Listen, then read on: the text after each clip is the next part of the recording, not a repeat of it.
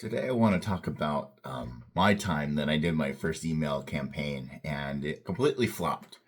And I want to make sure that let you guys know that no one ever makes no one ever not makes a mistake. If you is that I've made mistakes as I've gone along, which is why I'm doing a lot of these videos because I want you to avoid the mistakes that I've made. And so, a lot of times is when I was doing my first campaigns, I was really excited about email, and it flopped big time. And so the issue is I didn't know enough, or I was doing a lot of the mistakes that I had thought were going to help me. And so I had gotten involved with a marketing company and was doing my own marketing as an affiliate marketer. And so I was building my list, and I was going to do this big launch and was hoping to make all these sales and make all these affiliate commissions. And so I was doing ads and starting to put things out there and start building a list. And so what was happening is I was building this list, and I was just blasting the entire list the entire time. I did not segment my list.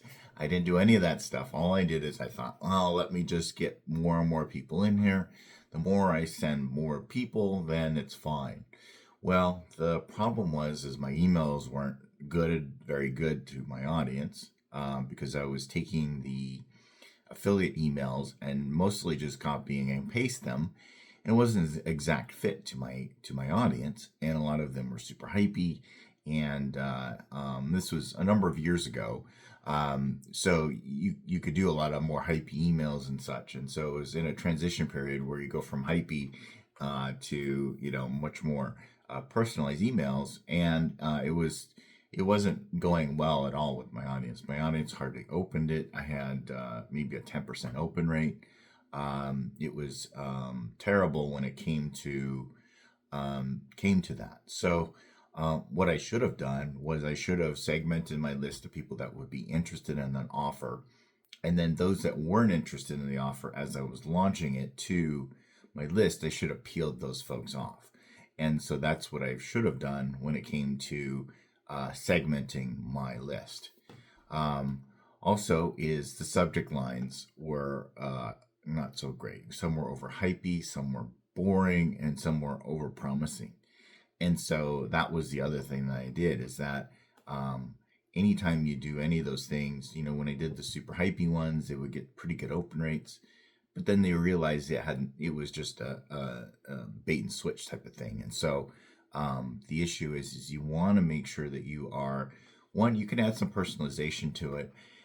Make sure the subject line is curious enough that people want to open it, but also it also goes along with what the actual email is about. Just add some meat to the emails. Just don't go like, "Hey, buy my stuff. This is the greatest thing in the world," and don't overpromise things that aren't really there. And so those are two sides of the coin. Was either playing it really really safe, or you're going so far the edge, like free beer, or something like that, that just is like, oh wow, I'm gonna get free beer or whatever, or free other things that are more explicit, and that gets open rates. But the problem is that it doesn't get good long-term engagement, and that's really what you're going for. So make sure that you are using curiosity driven subject lines without being super boring. But also, you want to see what works with your list as well, because not all of them aren't going to work with your list all the time. So the other thing is a call to actions. Is I had either very little, or it was like or it like hyperlinked like the click here to find out more type of thing. It was very generic, and I just hyperlinked the click here. Or I had like all the little carrot things back into the subject line, bolding it and putting it in multiple places. I did both things, and they both were terrible. I should have, kind of stuck in the middle with something that's descriptive of what I want them to do, and not make it so crazy. So And you only really need one or two CTAs in an email. If you do more than that, then it starts to get really cluttered and weird. So that's what you want to do. And then, of course, because I wasn't looking at, I was just ignoring my open rates and what people were doing. So it didn't open up very well. Of course, whenever you have a low open rate of, 10% or below, even below 20%, ideally you want to be over 15%. But once you get below 10%, it's really where things for sure are going to spam. So all my emails were likely all going to spam. I wasn't testing it to make sure it wasn't going to spam on my own. And so all I was doing was just, not only just keep pushing the same thing, which less and less people would engage in, which would then hurt my open rates as well. I didn't try to segment them out or anything like that to try to get through them. So what you always want to do whenever you're looking at your emails is you're looking at your open rates, and you want to wait a couple days, at least 48 hours, to start looking at them. If you do it before then, it's not going to be as accurate. So if you're doing it after a couple days, then making sure your open rates, seeing what your click rates are. You want people to actually click on your email, especially if you're promoting something. If it's just informational, then your click rate will be low anyway. But that's what you really want to look out for, is those open rates, especially. So that's what's really going to give you a lot of information on how well your emails are actually opening up. And if you ignore them, then it'll just get worse and worse. And at that point, I didn't have Google Postmaster. I was just pushing it out there.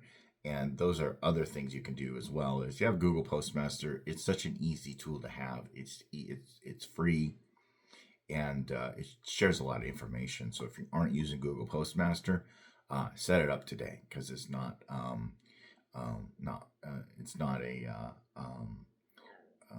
hard thing to do, and it's going to give you a lot of information. So the next thing is I didn't test out what it looked like on mobile. So this has been, probably a decade ago.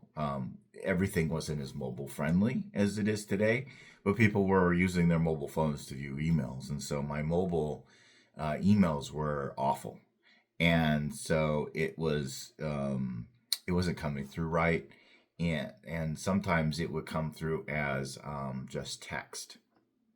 And at that point, the link wasn't coming through at all. So even if people were interested, they wouldn't be able to click on it. So the issue is sometimes when mobile will default, if it's not set up properly in HTML, it'll switch to text only. And text only, if you don't paste the link in separately, there's no link in the actual email, because there's no hyperlinking in text emails. And so because I didn't set that up, that also hurt my open rates and all my click rates, because people couldn't even go to where they wanted to go. And so it looked terrible. So those are things you want to make sure. Now, editors today are much more mobile friendly, just because they understand that is. So if you're using one of the recommended tools that I suggest to do your emails, then you're going to be fine.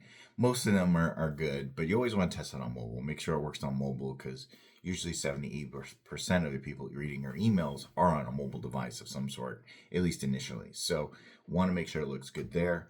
And so those are the things that I did that ruined that campaign. I learned from my mistakes, but I try not to make those in the beginning, because you don't want to build an email list to basically trash it. And so, after that, obviously you can change, I improved and such, and have a bigger email list. But, those people are gone. You spend money and time and effort to cultivate a list. The worst thing you can do is do those mistakes, and not set yourself up for success. So anyway, hopefully that's helpful, and talk to you next time.